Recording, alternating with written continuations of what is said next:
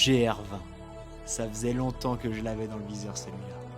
Une randonnée traversant la Corse en diagonale à travers les montagnes. En bref, c'est 180 km de marche, 10 200 mètres de dénivelé positif et à peu près autant dans l'autre sens. Autant vous dire qu'on n'est pas sur du petit sentier de balade et qu'il faudra bien souvent utiliser les mains pour progresser. Les paysages sont très variés tout au long du parcours. Ruisseaux, cascades, lacs, le moins qu'on puisse dire, c'est que l'eau ne manque pas. Il n'y a pas de mots pour décrire la beauté de cette île, mais ça, vous allez juger par vous-même. Contrairement à la majorité des marcheurs, j'ai choisi de le faire du sud au nord. 2 raisons à ça. La partie la plus difficile est au nord. Il me semblait donc plus raisonnable pour le corps d'augmenter progressivement la difficulté. Et aussi, car on a le soleil dans le dos, ce qui était pour moi indispensable afin de recharger les appareils avec les panneaux solaires fixés sur mon sac. Les guides prévoient 14 étapes pour 14 jours. Mon objectif, le faire en 5 jours et en totale autonomie. Est-ce que j'aurais sous-estimé la difficulté du GR20 ? C'est ce qu'on va voir tout de suite. Prêt pour le grand départ ? C'est parti.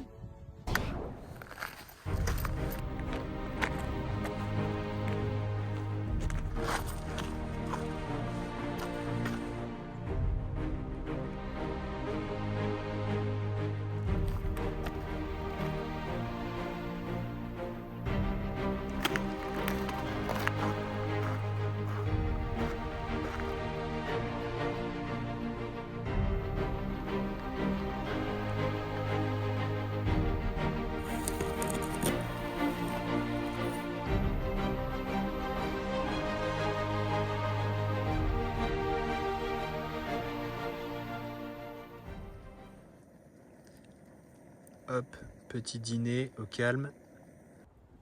Allez, sur ce, bonne nuit les amis.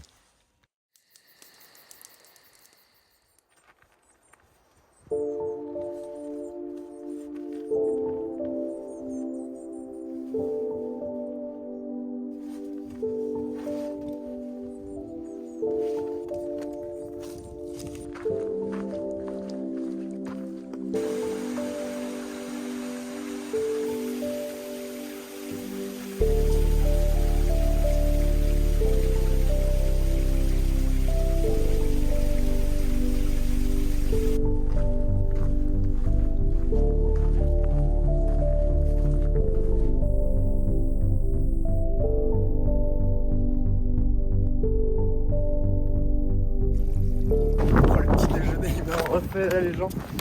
Petit café, petit pain au chocolat. J'ai acheté un petit saucisson à un gars qui tenait une petite épicerie.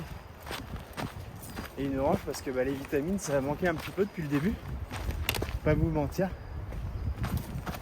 Alors c'est reparti, là il y en a pour 5 heures avant le prochain refuge.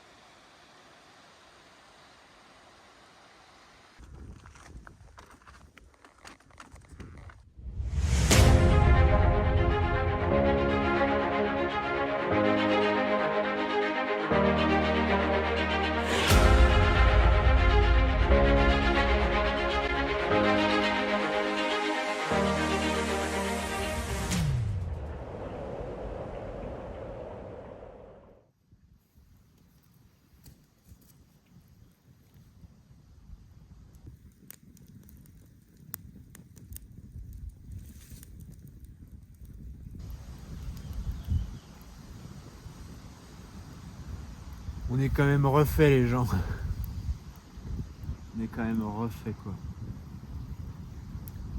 La nature, le calme. Pas besoin de beaucoup d'autres choses finalement. ça fait du bien de se poser en tout cas. 20 km, 2000 mètres de dénivelé positif aujourd'hui. Voilà, j'ai cru que ça finirait jamais. Et puis bah je pouvais pas me poser tant que j'étais pas arrivé ici parce que c'était que des cailloux sur les crêtes. Et enfin j'avais plus d'eau, il fallait vraiment que je rejoigne le ruisseau. En plus là le coin il est trop calé, il y a des endroits plats pour poser les tentes. Donc normalement il n'y a pas trop le droit hein, sur le GR20 de faire du camping sauvage, mais c'est vraiment pas possible pour moi les refuges, il y a plein de monde, ça. Non, c'est pas possible. Du coup, c'est contraire à ce pourquoi je fais de la randonnée, c'est-à-dire me retrouver seul avec la nature, dans le calme. Alors moi, c'est évident que quand je vais repartir, ça va être aussi propre que quand je suis arrivé. Demain, c'est reparti. J'espère faire 2 étapes comme j'ai fait aujourd'hui. C'est vrai que ouais, les pieds ils prennent cher dans les cailloux là. Mais bon, j'ai croisé des gens, ils m'ont dit que la partie nord elle est beaucoup plus hardcore. Alors on va voir ça. Hein.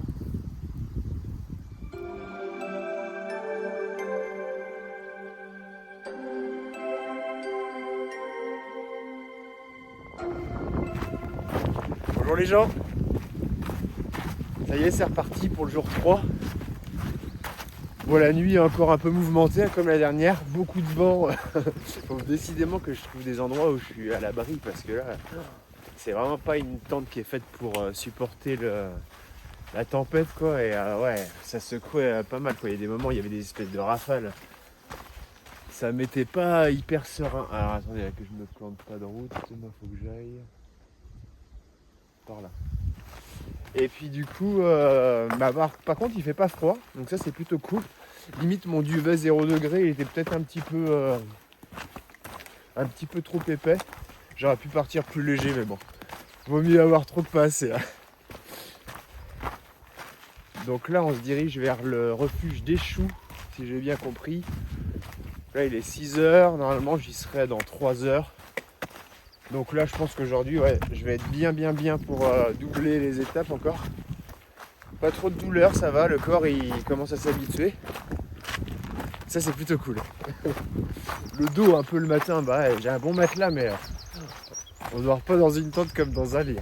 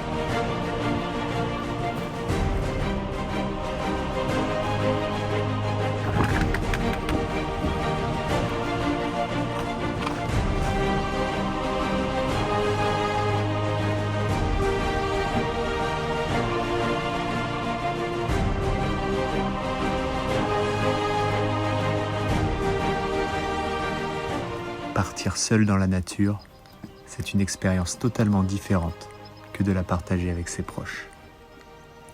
C'est un moment privilégié qui s'offre à nous. On peut alors faire le vide total. Tous nos sens sont exacerbés et, au bout d'un certain temps, c'est tout notre être qui vibre à l'unisson avec cet environnement sauvage et merveilleux.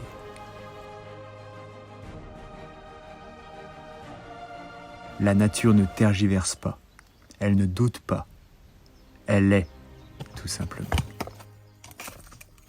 Et c'est, je crois, le plus grand enseignement qu'elle a à nous offrir. On a ravitailler les gens, ça fait bien plaisir. Regardez ça. Ça paraît pas grand chose quoi, mais des fruits et des tomates depuis le début, c'est la première fois. à passer à table.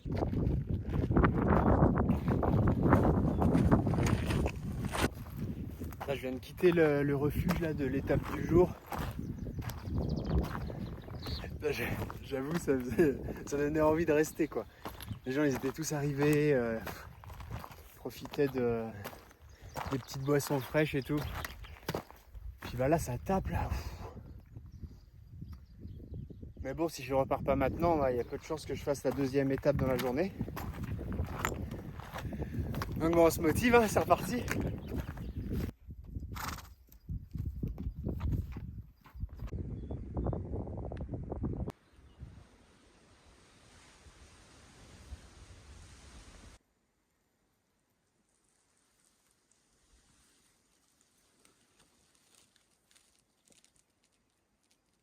On n'est pas bien là, franchement. Bon, à la base, j'étais monté parce que j'avais pas de réseau. Et je voulais checker mes mails et tout. Mais finalement, bah, c'était pas une mauvaise idée. Il y a une petite vue.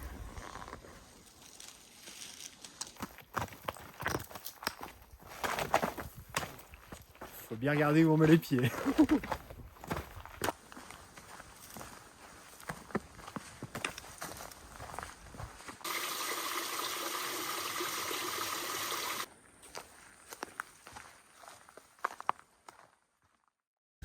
Salut les amigos. Bon bah il fait nuit. Je me suis dit je vais partir à 4h aujourd'hui vu qu'hier soir je me suis couché bien tôt. Oh, j'ai dû m'endormir à 20h30 je devais dormir je pense. Donc au final ça fait quand même une bonne nuit.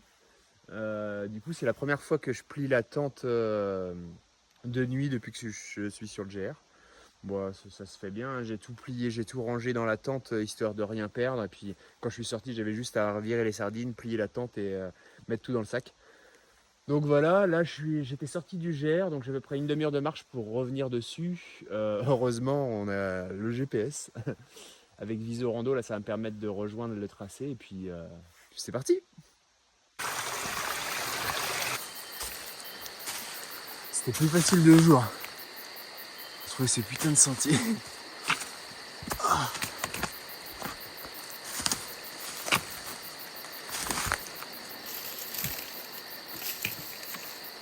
Ah bah tiens donc. Ouh. Ah bah je suis bien content de retrouver le sentier. C'était la jungle là-dedans. Allez c'est parti.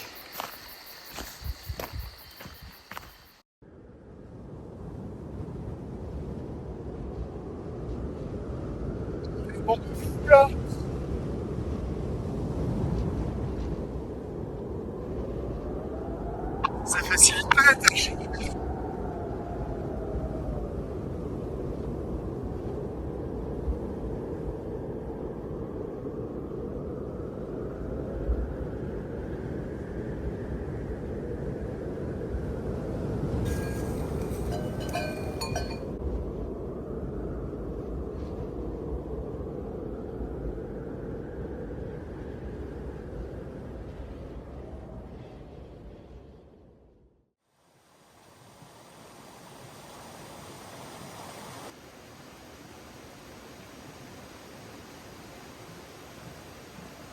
Regardez-moi ce petit coin de paradis. C'est juste trop beau quoi. L'eau elle est translucide. Bon, c'est l'endroit parfait pour faire une petite pause. En plus bah, j'ai bien mal aux genoux quand même. Donc je vous avoue que ça va pas être de refus. Après je sais pas si je vais rester là toute la nuit. Parce que ça fait beaucoup de bruit quand même le torrent. Donc on va voir. Là il est 16h30, j'ai encore le temps de réfléchir. Je vais m'amuser pour ça.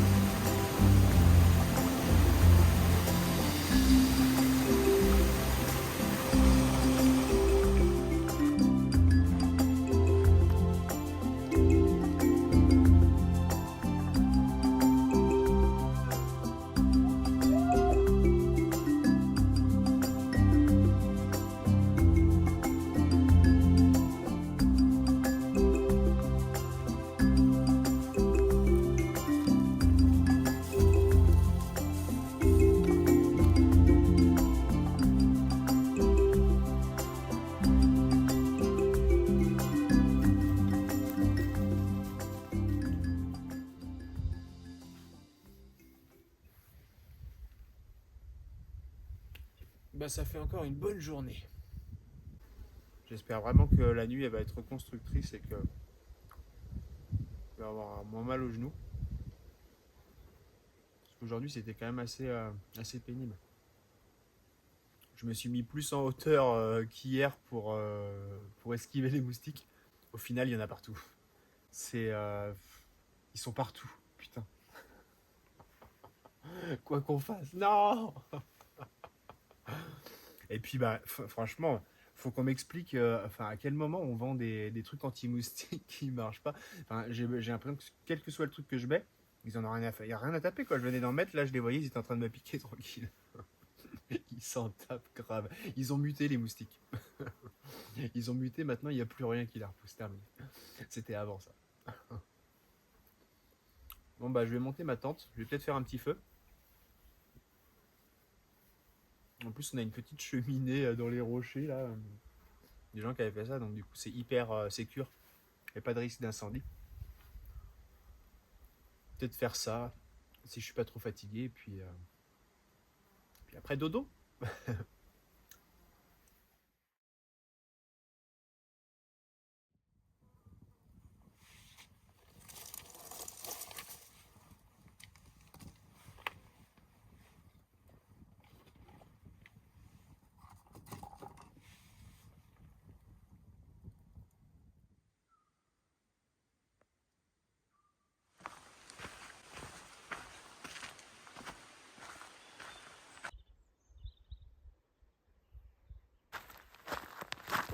La nuit, elle m'a bien refait quand même.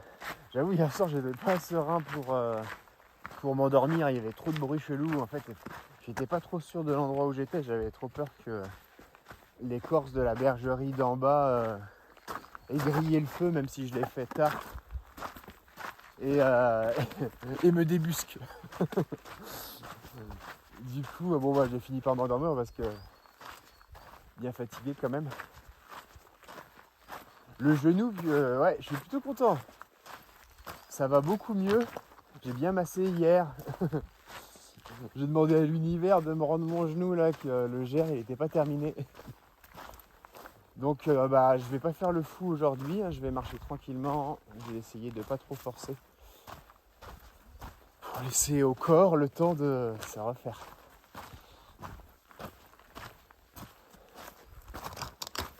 Il fait bon ce matin, ça change d'hier là où il y avait la tempête, les gros vents et le brouillard. Ouais, le réveil il était dur hier. Là il fait bon, on est en t-shirt, il y a un petit lever de soleil, le ciel est trop beau. Ça va être une bonne journée.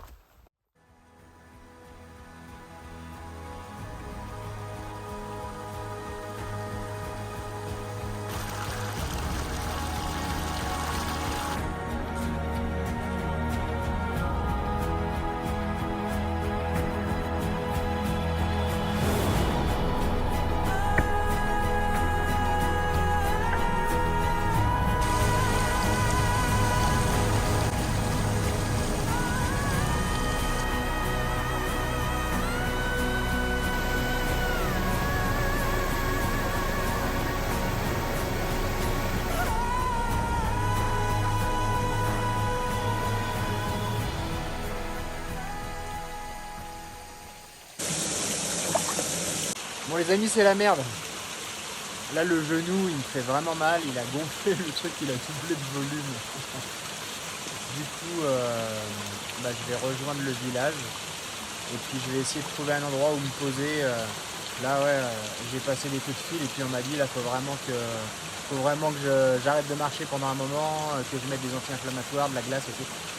Donc c'est un peu chiant, ça m'a coupé dans mon élan. Mais bon, je vais faire ce qu'il faut et puis j'espère pouvoir reprendre après.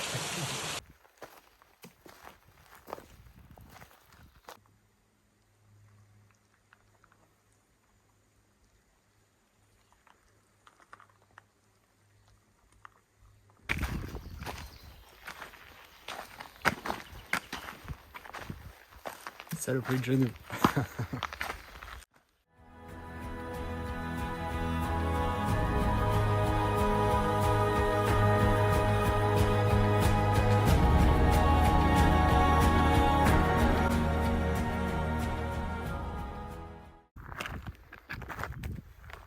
Tiens, là j'en chie. Plein cagnard. Le genou, ça va pas mieux forcément. J'ai fait pourtant plusieurs pauses, massages, eau froide, mais là, pouah, c'est la journée mission.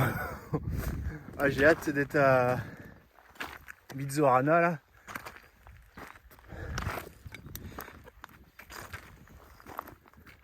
Que je puisse, ouais. Putain, j'espère que ça va pas trop m'enliser ce truc là. J'ai vraiment envie de finir le GR. Ça me ferait bien mal de rentrer à la maison.